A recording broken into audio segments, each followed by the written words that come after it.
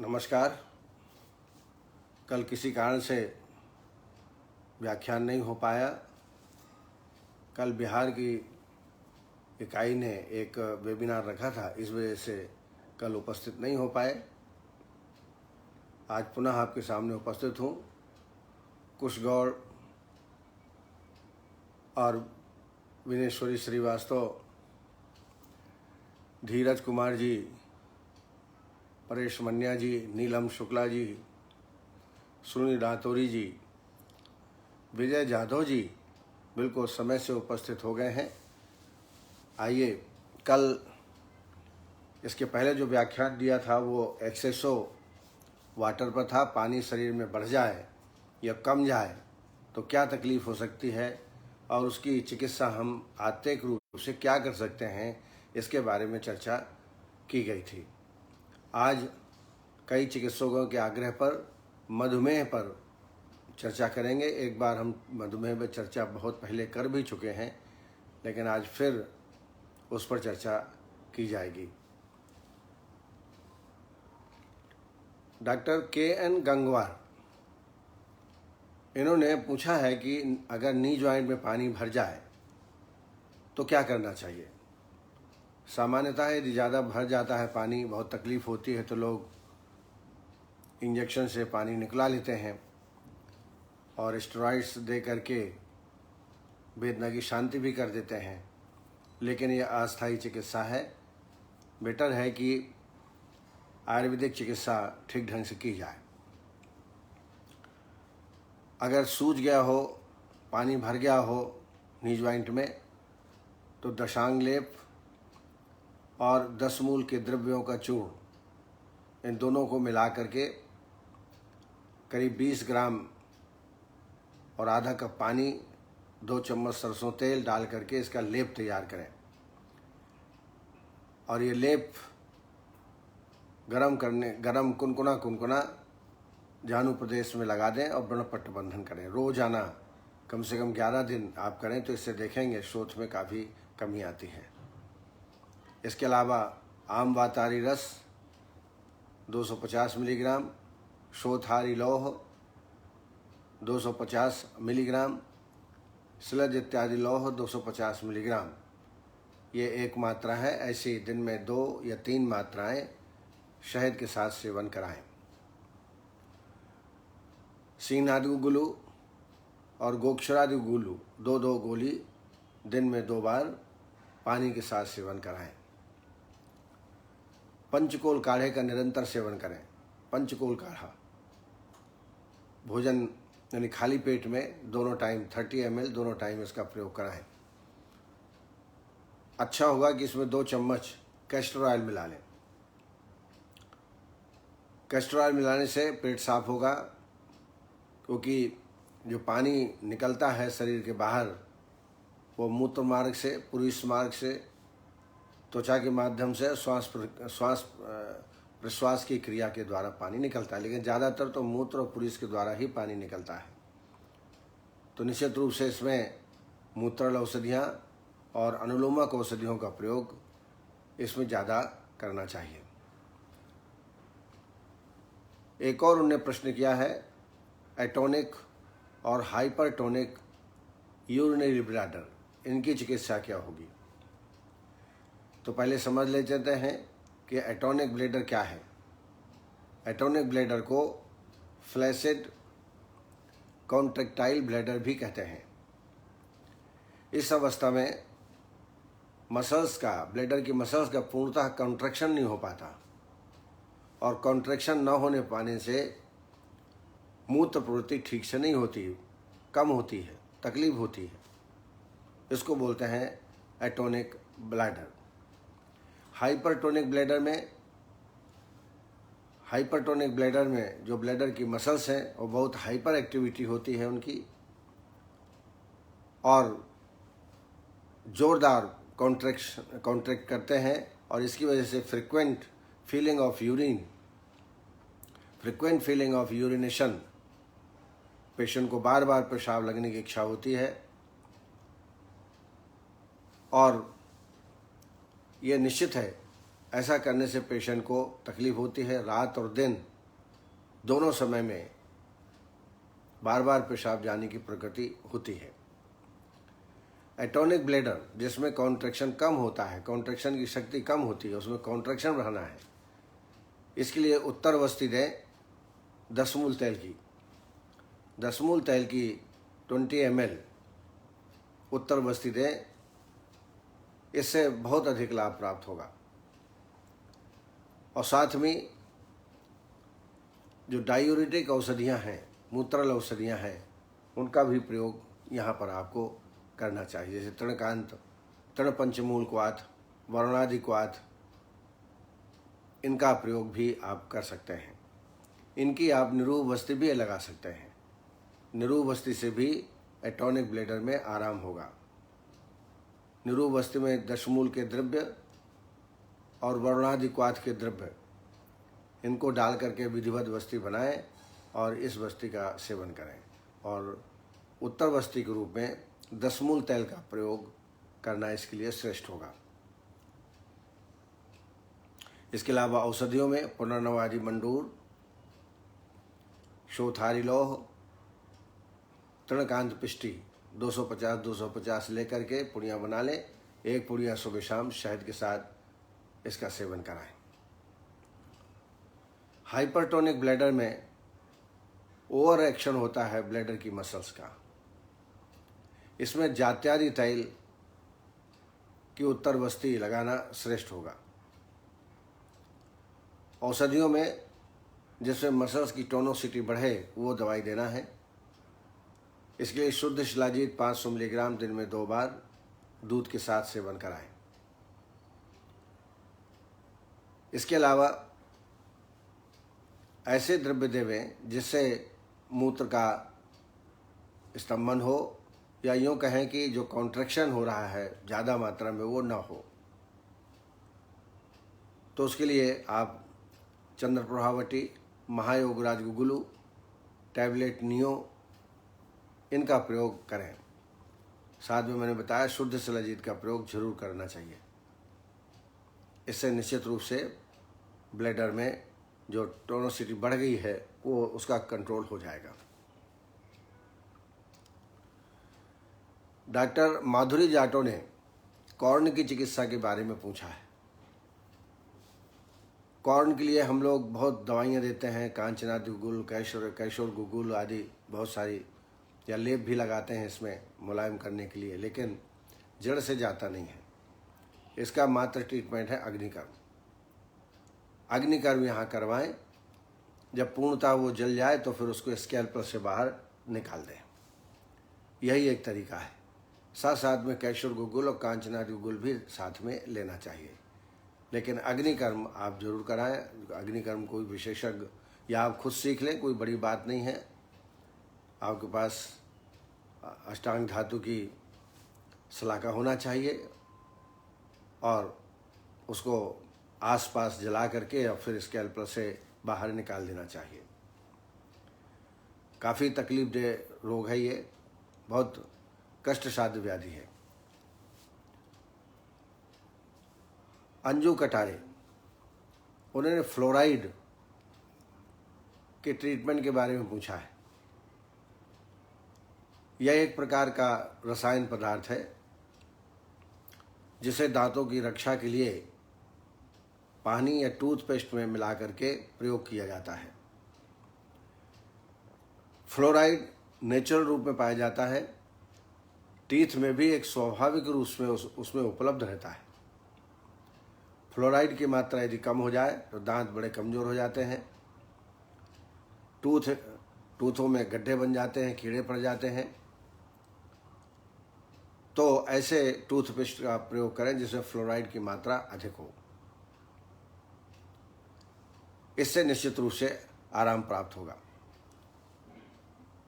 इसके अलावा पंचकोल काढ़े का गंडूस धारण कराएं 5 दिन, और 5 दिन पंचवलकल इनका गंडूस धारण कराएं,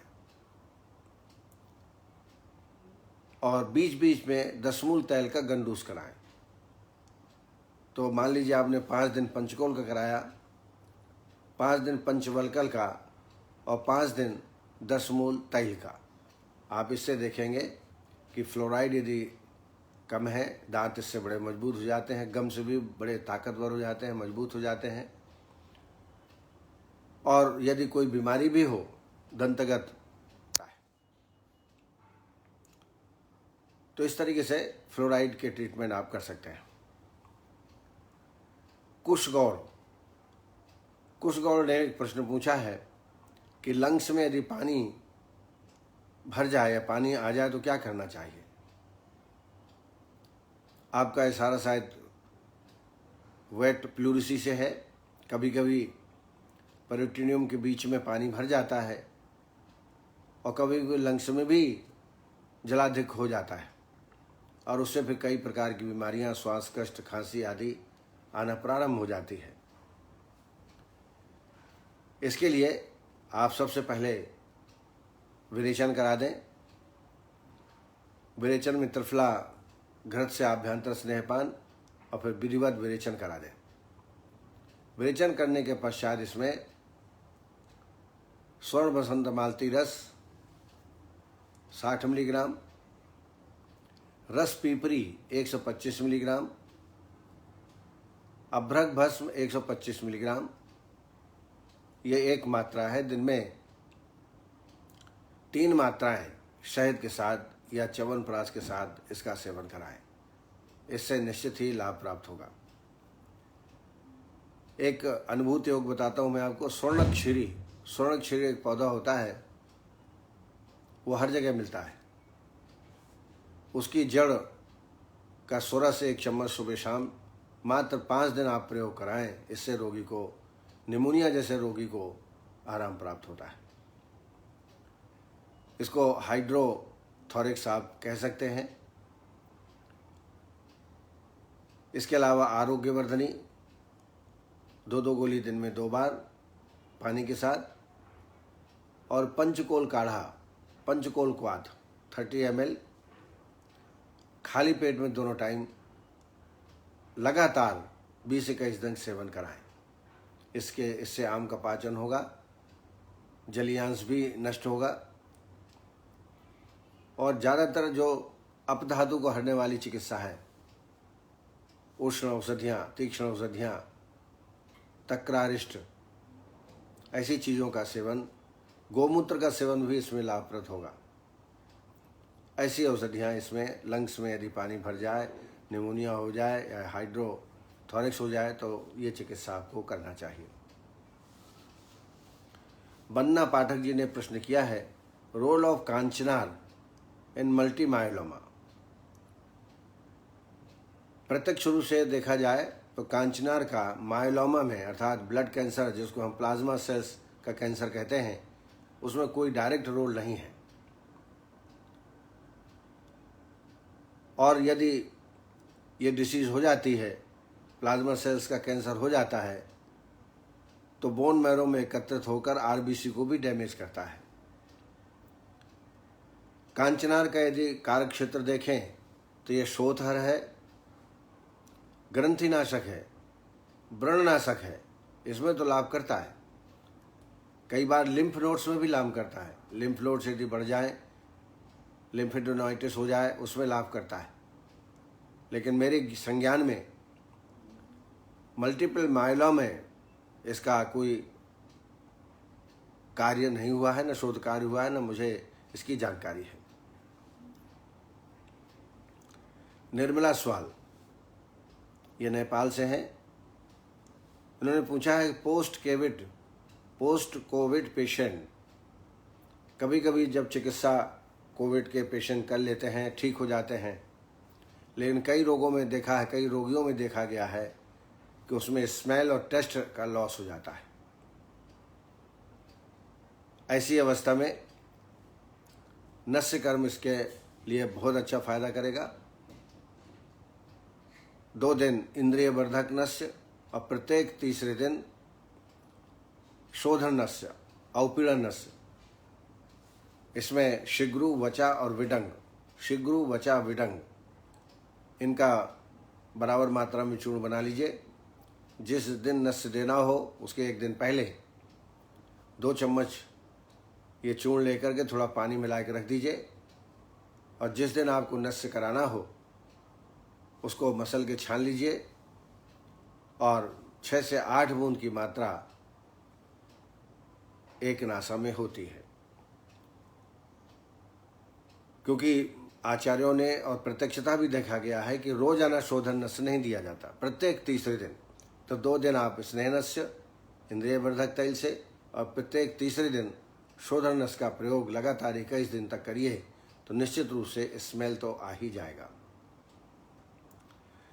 टेस्ट डेवलप करने के लिए गंडूस और कवल धारण का प्रयोग कराएं। इसमें अजवाइन, लौंग, अदरक, काली मिर्च, ये 4 औषधियाँ का डिकॉक्शन बना लें, काढ़ा बना लें और इसका मुख में गंडूस और कवल धारण कराएं। दूसरी बात, भोजनाग्रे सदा पथ्यम लवण अदरक भक्षणम, भोजन के पूर्व में लवण और अदरक का सेवन कराएं। इससे भी रुचि पेशेंट में बढ़ती है। औषधियों में दादिमाष्टक चूर्ण, अष्टांग लवण, लवण भास्कर, ये 1-1 चम्मच भोजन के पहले दोनों टाइम देवें। इससे भी भोजन में रुचि होगी, टेस्ट आएगा। और ऐसी कोई चीज़ ना खाएं जो कि गरिष्ठ हो, बहुत भारी हो, ऐसी चीज़ पेशेंट न दें।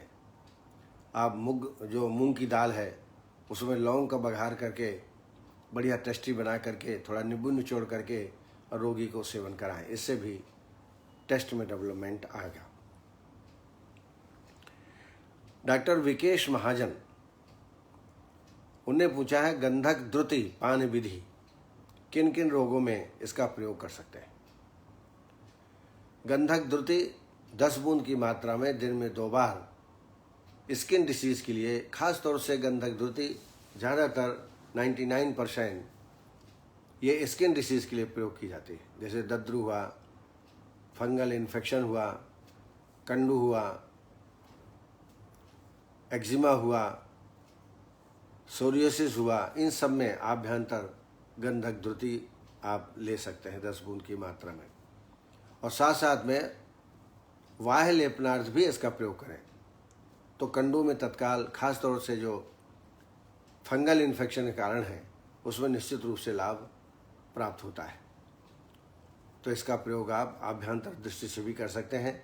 टॉन्सिलाइटिस में भी देखा गया है, एक रिसर्च पेपर मैंने इसका पढ़ा था कि गंधक द्रुति का रोल ऑफ गंधक द्रुति इन टॉन्सिलाइटिस, उसमें भी लाभ देखा गया है। लेकिन ज़्यादातर स्किन डिसीज में ही इसका प्रयोग अपेक्षित है। डॉक्टर अरुण शर्मा, इन्होंने आइरोडोसाइलाइटिस के ट्रीटमेंट के बारे में पूछा है। ये आँख की बीमारी है एक प्रकार की। इस अवस्था में आइरिस और सिलियरी बॉडी, इनमें सूजन हो जाती है, इन्फ्लेमेशन हो जाता है। आइरिस और सिलियरी बॉडी में इन्फ्लेमेशन हो जाता है, उसकी वजह से रोगी को तकलीफ होती है। इसी को हम आइरोडोसाइलाइटिस कहते हैं। यदि केवल आइरिस में इन्फ्लेमेशन हो तो इसे यूवाइटिस और आइराइटिस भी कहते हैं। ये एक प्रकार का इन्फ्लेमेशन है। पेशेंट को जलन होती है, देखने में परेशानी जाती है। तो प्रतिदिन प्रातः एवं सायं त्रिफला जल से, त्रिफला क्वाथ से अक्षी का प्रक्षालन करें दिन में 2 बार। तथा गुलाब जल 2-2 बूंद दिन में 2-3 बार डालें।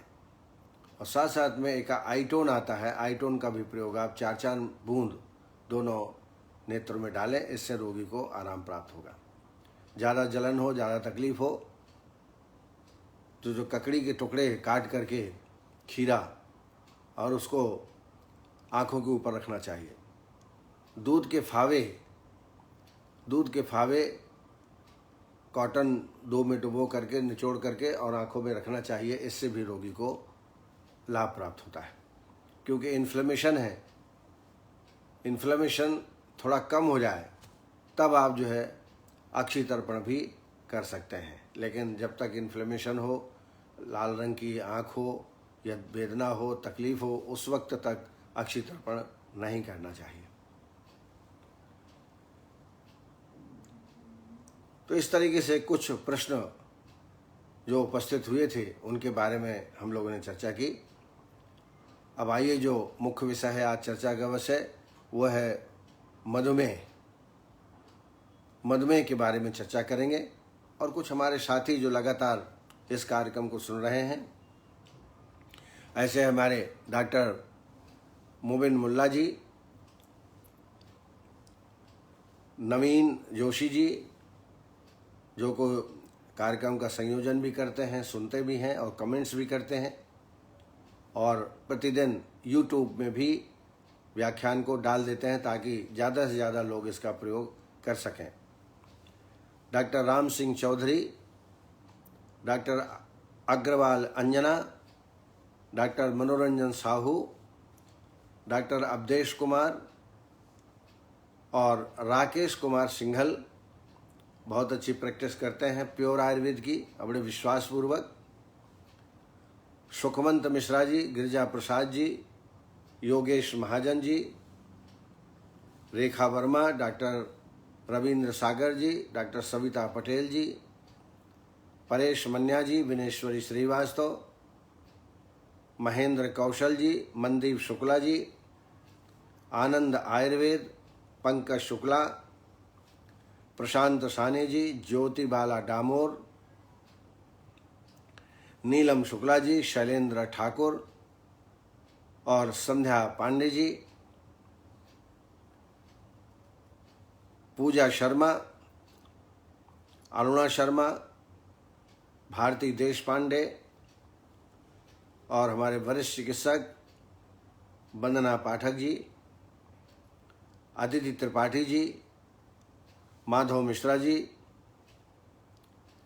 शिल्पा पालस्कर, वरिष्ठ चिकित्सक सुनील रातुरी जी और एक बहुत ही पंचकर्म के विशेषज्ञ, बहुत ही विद्वान सजग चिकित्सक हैं आयुर्वेद के, वैद्य शशिकांत राय, जो इलाहाबाद में प्रैक्टिस करते हैं, पंचकर्म का उनका हॉस्पिटल है। अंजू कटारे जी, संजय जी, बिंदु गुप्ता जी, महेंद्र चतुर्वेदी जी, वरिष्ठ चिकित्सक बंबई के, और राजेंद्र सिंह, ये इस कार्यक्रम से जुड़े हुए हैं। नित्य कार्यक्रम व्याख्यान का श्रवण भी करते हैं, अनुपालन भी करते हैं। अब आइए, मधुमेह के बारे में तो प्रतिदिन चर्चा होती है और आप विज्ञ हैं, लेकिन फिर भी एक रिमाइंडर के रूप में इस विषय में चर्चा कर रहे हैं। मधुमेह के बारे में सब लोग जानते हैं, लेकिन मैं हमेशा कहता हूं कि पुनः पुनः अगर विज्ञान और ज्ञान को सुना जाए तो उसमें और अच्छा बढ़ोतरी होती है और ज्ञान की पुष्टि होती है। प्रमेह, वास्तव में प्रमेह तो बहुत बड़ा सब्जेक्ट है। मधुमेह पे ज़्यादा हम चर्चा करेंगे और ये बहुत शीघ्रता से भारत को प्रभावित कर रहा है, क्योंकि हमारी दिनचर्या जो ऐसी होनी चाहिए वो नहीं है और इसकी वजह से नित्य प्रतिदिन डायबिटीज़ के रोगी बढ़ रहे हैं और ऐसा कहा जाता है कि 2025 तक ये विश्व की राजधानी डायबिटीज़ की हो जाएगी। अभी सबसे ज़्यादा रोगी चाइना में है, दूसरे नंबर पर भारत है और ये संख्या बहुत लगातार शीघ्रता से बढ़ रही है। प्रचुरम बारम बारम व मेहतमूत्र त्यागम करोति अस्मिन् रोगा सा प्रमेह। प्रचुरम यानी बड़े अधिक मात्रा में बार बार मूत्र प्रवृत्ति, गंदले मूत्र की प्रवृत्ति बार बार होना प्रमेह कहलाता है। और मधुमेह क्या है? मधुमेह मधु के समान मूत्र त्याग हो उसको मधुमेह कहते हैं। मधु के समान अर्थात शर्करा की मात्रा सहित मूत्र त्याग हो, गंदला मूत्र हो। इस मधुमेह को क्षौद्र में, ओजो में और मध में, इन तीन शब्दों से जाना जाता है। और इसके प्रमुख कारण हैं आस्या सुखम स्वप्न सुखम दधीन ग्राम्य उदकानुरुषा पयांसी नवान्न पानम गुण वैकृतम चा प्रमेय हेतु कफ कृच सर्वम। सुखपूर्वक लेटना, कोई चिंता नहीं, अधिक परिश्रम नहीं करना, दुग्ध दधि आदि का ज़्यादा सेवन करना, शक्कर का ज़्यादा सेवन करना और जो जलीय मांस है उसका अधिक मात्रा में सेवन करना, नवीन जो अन्न है उनका ज़्यादा सेवन करना, आस्या सुखम स्वप्न सुखम दधीन ग्राम्य उदकान रूपसा पयांसी नवान्न पानम गुण वैकृतम च प्रमेय हेतु कफ कृच सर्वम। ये मुख्य कारण हैं। और आजकल तो मुख्य कारण दिनचर्या ढंग की न होना, देर तक सोना, देर तक जगना, खाने पीने का कोई ठिकाना नहीं, अति मात्रा में खा लेना, फास्ट फूड जंक फूड का अधिक मात्रा में खाना आज एक शौक बन गया है लोगों का। आधुनिक मतानुसार जब शरीर में इंसुलिन की कमी हो जाती है, जब इंसुलिन की कमी हो जाती है, चाहे आप बीटा सेल्स की वजह से हो, सिक्रेशन कम हो रहा हो, तब शर्करा का उपयोग नहीं हो पाता और इस कारण शर्करा जो है रक्तगत शर्करा बढ़ जाती है। और जब यह शर्करा रीनल थ्रेशोल्ड से अधिक हो जाती है तब मूत्र के माध्यम से शुगर जो है, शर्करा है, वो निकलना प्रारंभ हो जाती है। इसी को हम डायबिटीज मेलाइटस कहते हैं। आइए संप्राप्ति पर नजर डालें तो ये एक सहज मधुमेह भी होता है जिसको हम हेरिडिटरी कह सकते हैं। आयुर्वेद में भी इसको स्वीकार किया गया है कि सहज अर्थात हेरिडिटरी मधुमेह मिलता है और ये असाध्य की श्रेणी में जाता प्रमेय ही मधुमेह न साध्योक्ता साहिबीज दो साध एचापि केचित कुलजा विकारा भवंदिता स्थान प्रवदंत साध्यान। कुलज व्याधि है, हेरिडिटरी है, शुक्र शोणित के दूषण से, विकृति से यह मधुमेह की उत्पत्ति होती है। इसको हम सहज मधुमेह कहते हैं। इसके जो मुख्य भेद हैं कफज, पित्तज और वातज। कफज प्रमेह में 10 प्रकार, पैत्तिक प्रमेह 6 प्रकार का और वातज प्रमेह 4 प्रकार का होता है। कफ पित्त के क्षीण हो जाने से वातज प्रमेह पैदा होता है। पहले अपन चर्चा कर लेते हैं कफज प्रमेह की। कफज प्रमेह में मेद की वृद्धि कफवर्धक आहार के सेवन करने से कफ की पुनः वृद्धि होती है और यह शरीर के मेद, मांस और क्लेद को दूषित करते हुए 10 प्रकार के प्रमेहों को उत्पत्ति करता है, कफज प्रमेहों को उत्पत्ति करता है। इसमें उदक में है इक्षुबालिका रस, सांद्र में है सांद्र प्रसाद में है, शुक्ल में, शुक्र में, शीत में, श्रिक्ता में, स्नैर में और अलाल में। ये कफज प्रमेह के 10 भेद हैं। पित्तज प्रमेह अधिक अम्ल आदि के सेवन करने से वस्ती प्रदेश में स्थित पित्त मांस, क्लेद और मेद को दूषित करते हुए 6 प्रकार के पित्तज प्रमेह को उत्पत्ति करते हैं। क्षार में, काल में, नील में, हरिद्रा में, मंजिष्ठा में और रक्त में। ये 6 प्रकार के पैत्तिक प्रमेह हैं। वातज प्रमेह कफ और पित्त के अधिक मात्रा में क्षीण हो जाने से वृद्ध वायु धातुओं को जैसे कि वसा और मज्जा और ओज को, मसा, मज्जा, ओज और लसिका को दूषित करते हुए वातज प्रमेह के 4 प्रकार के उत्पन्न होते हैं। उसमें वसा में है, मज्जा में है, हस्ती में है और ओजो में, या जिसको हम मधुमेह कहते हैं। इस तरीके से ये इनकी संप्राप्ति बनती है।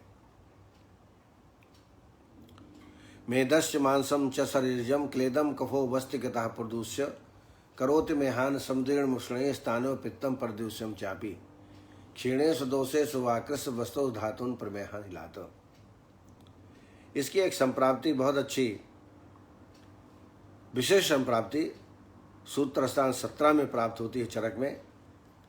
इसमें स्वनिदान के प्रयोग से कफ और पित्त मांस की वृद्धि होती है और इसके कारण वायु का अवरोध होता है, वायु का प्रकोप होता है, फिर ओज के साथ मूत्राशय में प्रविष्ट होकर के मधुमेह की उत्पत्ति करता है। चरक 17 श्लोक नंबर 81।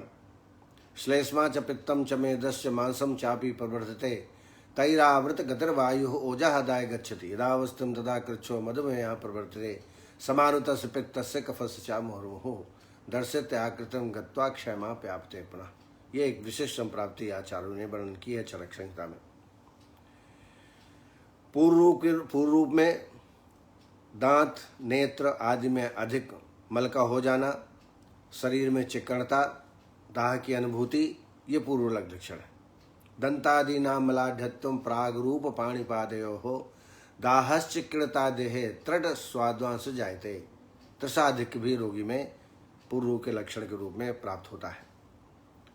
इसके प्रमुख जो लक्षण है वह है प्रभूत मात्रा में मूत्र का त्याग, मूत्र आविल वर्ण का, शरीर में गौरवता, विबंध अर्थात कॉन्स्टिपेशन, तृषा की वृद्धि और क्षुधा की वृद्धि, ये प्रमुख लक्षण पाए जाते हैं डायबिटीज मेलाइटिस में, जिसको हम मधुमेह कहते हैं।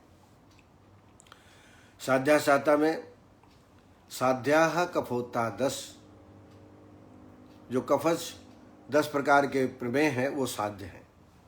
क्योंकि इसमें दोष और दूष समान है तो दोष की चिकित्सा करते हैं, यानी कफ प्रधान मेद है, कफ की चिकित्सा करेंगे तो मेद की आपस में चिकित्सा हो जाएगी स्वयं। मेद की चिकित्सा करेंगे तो कफ की चिकित्सा हो जाएगी। इसलिए ये 10 प्रकार के जो कफज प्रमेह हैं वो साध्य हैं।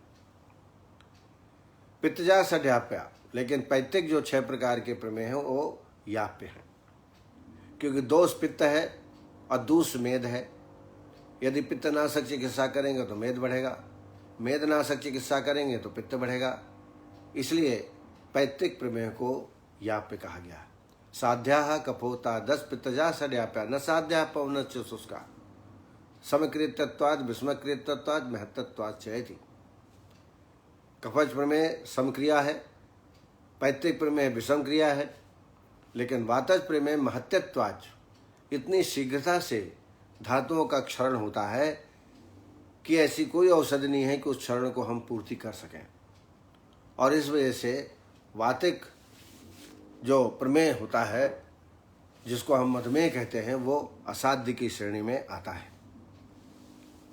उपद्रव के रूप में तृष्णा, अतिसार, दाह, दुर्बलता, अनिद्रा, कंडू और पिपासा अधिक, क्षुधा अधिक, ये उपद्रव रोगी में प्राप्त हो सकते हैं।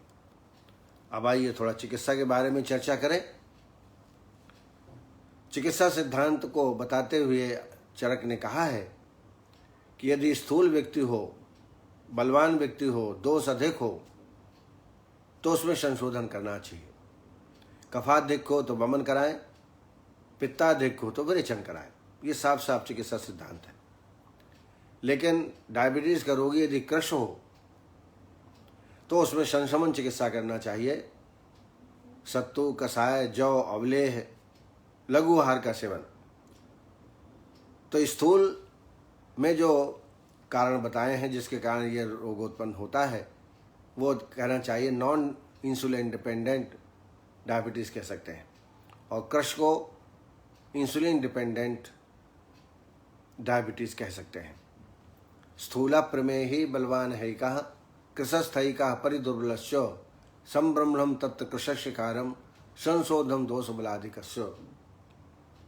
संशोधनम नाहरति यह प्रमेही तस्य क्रिया संसमनी प्रयोज्याः मंथा कषाया यवचूर्णलेहाः प्रमेह शांते लघुस्य भक्ष्याः। शोधन के लिए कहा गया है। स्निग्धस्य योगा विविधा प्रयोज्याः कल्पोपदृष्टे मल शोधनाय ऊर्ध्वम तथा अधस्य मले प्नीते मेहेषु संतर्पणम एवं कार्यम। अगर दोषाधिक है, स्थूल व्यक्ति है, बलवान व्यक्ति है, ऐसी अवस्था में वमन और विरेचन कराना चाहिए। तो वमन के लिए आभ्यंतर स्नेहपान त्रिफला घृत या पिपली से सिद्धित घृत का प्रयोग करना चाहिए। जब सम्यक स्नेह के लक्षण प्राप्त हो जाएं तो वमन करा दें। वमन कल्प के रूप में मुलैठी और आमल की, मुलैठी आमल की, इनका 30-30 ग्राम लेकर काढ़ा बना लीजिए 100 ml, और इसमें मदन फल पिपली योग कूट करके 15 ग्राम भिगो के रख दीजिए बमन के एक दिन पहले।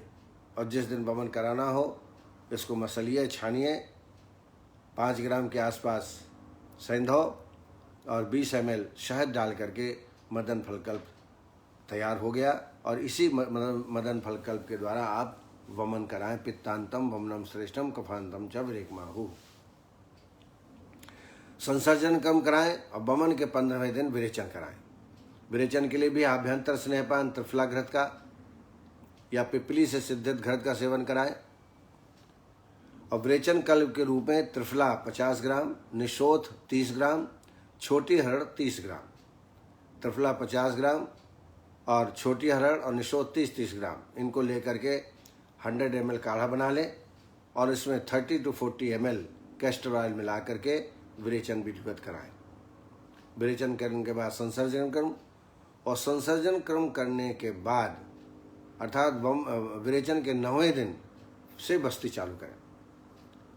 अनेकों वस्ती शास्त्रों में वर्णित है, लेकिन 2 वस्ती मैं आपको बताना चाहूँगा जो कि प्रमेह के लिए, मधुमेह के लिए बहुत ही श्रेष्ठ है। और मैं ये भी अपने एक्सपीरियंस के आधार पर बताऊँ कि यदि 1 वर्ष तक का डायबिटिक पेशेंट है तो यू कैन क्योर। बहुत पुराना है तो प्रत्याख्य करके चिकित्सा करें, उसकी एलोपैथिक दवाई कम से कम छूट जाए, इतना आप कर सकते हैं। वस्ती के लिए एक बहुत प्रसिद्ध वस्ती है सिद्धि स्थान 8, श्लोक नंबर 8।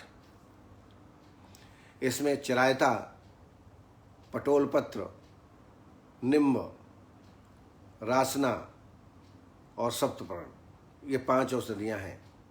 चिरायता, पटोलपत्र, निम्बपत्र, रासना और सप्तपर्ण, इनको 50-50 ग्राम ले करके 300 ml काढ़ा बना लीजिए। और इस काढ़े में 50 ग्राम सरसों का कल्क और त्रिफला घृत 50 ml, सेंधो 5 ग्राम मिला के बस्ती तैयार करिए। और ये बस्ती प्रतिदिन देना है, 21 दिन दीजिए कम से कम। इसमें अनुवासन बस्ती नहीं देना है, क्योंकि अनुवासन वर्जित है। प्रमेह रोग में अनुवासन बस्ती नहीं देना चाहिए। उदरी च प्रमेही च कुष्ठी स्थूलाशमानवाह अवश्यम स्थापना स्याति नानुवास से कथंचन। तो एक बस्ती ये हुई, और दूसरी एक माधुतलिक बस्ती, ये बड़ी प्रसिद्ध बस्ती है, इसका प्रयोग करें। इसका पूरा विवरण मैंने अपनी किताब में लिखा है, आपने देखा होगा। मधु स्नेहन कलकाघ कसाय आवतो क्रमात् त्रीण षड द्वय 10 तीर्ण पलान अनिलो रुग्णाम पित्ते चत्वारी चत्वारी द्वय द्वय पंच चतुष्फलम षड तीर्ण द्वय 10 तीर्ण कफे चापि निरूढ़म। शास्त्रों में मात्रा का संयोजन कैसे करना, कितनी मात्रा डालना, मधु स्नेह कितना डालना, बस वहाँ बताया कि बराबर मात्रा में डालना। तो मैंने अनुभव से इसकी मात्रा का निश्चय किया है, किताब में आपने देखा होगा।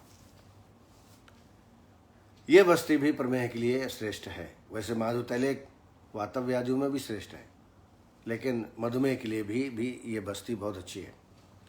संशमन चिकित्सा के लिए मैंने योग बताया था, मैं फिर से रिपीट करता हूँ। पलाश पुष्प चूर्ण, पलाश पुष्प चूर्ण बाजार में मिलता है, अन्यथा मार्च अप्रैल में पलाश में फूल बहुत मात्रा में खिलते हैं, उनको कलेक्ट कर लीजिए, सुखा लीजिए। सुखाने के बाद 3 भावनाएं क्रमशः निम्बपत्र, बिल्वपत्र और करेला, इनके सुरस से 3 मात्राएं दे करके पलाश पुष्प चूर्ण तैयार कर लीजिए।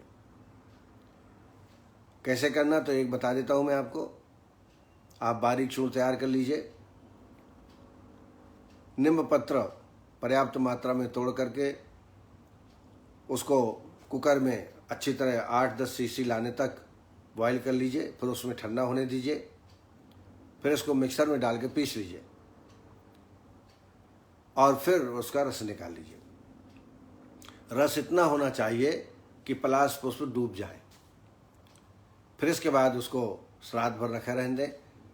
जब वो फूल जाए तो उसको एक प्लास्टिक में एक बिछा दीजिए और सुखाने के लिए, और उसको बीच बीच में ऐसे मसलते रहिए ताकि गांठ ना बने।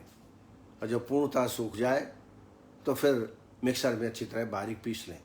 ये एक भावना हुई। ऐसे 3 भावना आपको देना है निम्ब की, 3 भावना बिल्व की पत्र की और 3 भावना करेले की।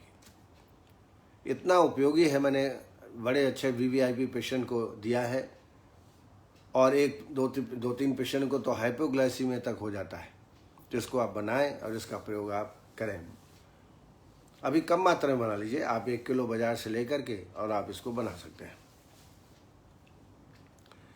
दूसरे योग हैं हल्दी 5 ग्राम और आमल की सुरस 30 ml। इन दोनों को मिला करके नित्य प्रतिदिन प्रातः और सायं सेवन करें। इसका भी चरक ने कहा है कि बहुत अच्छा लाभ करता है, आप इसको प्रयोग करें, सामान्य सा प्रयोग है। दूसरा त्रिफला, देवदारू, इंद्रियो और मुस्ता। त्रिफला, देवदारू, इंद्रियो और मुस्ता, इनका सम मात्रा में ले लें, यवकुट कर लें और काढ़े का सेवन करें खाली पेट में। फलत्रिकादि क्वाद और हल्दी कल्क, फलत्रिकादि क्वाद 30 ml और हल्दी का कल्क 20 ग्राम, ये मिला करके दिन में 2 बार सेवन कराएं। यह भी बहुत ही उपयोगी है। विजय सार, कुशोदक, इनका काढ़ा बना के भी आप प्रयोग कर सकते हैं। त्रिफला क्वाथ भी मधुमेह में लाभ करता है।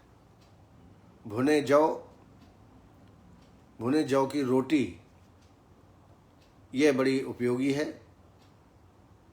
और मूंग आंवले का नित्य सेवन करें किसी भी रूप में। रसौषधियों में बसंत कुसुमाकर रस 60 मिलीग्राम, शिलज इत्यादि लौह 250 मिलीग्राम। इसको दिन में 2 बार गर्म पानी के साथ सेवन कराएं। इसके अलावा त्रिभंग भस्म, स्वर्णमाक्षिक त्रिभंग भस्म 250, स्वर्णमाक्षिक 250 मिलीग्राम और तारकेश्वर रस 125 मिलीग्राम। ये दिन में 2 या 3 मात्राएं गर्म पानी या गर्म दूध के साथ लें। इसके अलावा चंद्र प्रभावटी, शिवा गुटिका, इनका सेवन भी आप पेशेंट को कराएं। और एक योग में विशेष बताता हूँ, वर्धमान बसंत कुसुमा का रस। वर्धमान पहले दिन 30 ml, फिर 60 ml, 30 मिलीग्राम आप बढ़ाते जाइए। 30 मिलीग्राम आज दिया तो कल 60 मिलीग्राम, ऐसे बढ़ाते क्रम में 10 दिन दीजिए और 10 दिन में जो मात्रा आ जाए उसको 10 दिन कंटिन्यू रखिए और फिर घटाना चालू करिए 30 मिलीग्राम तक। इसी के साथ करेला का सुरस पेशेंट को देना है।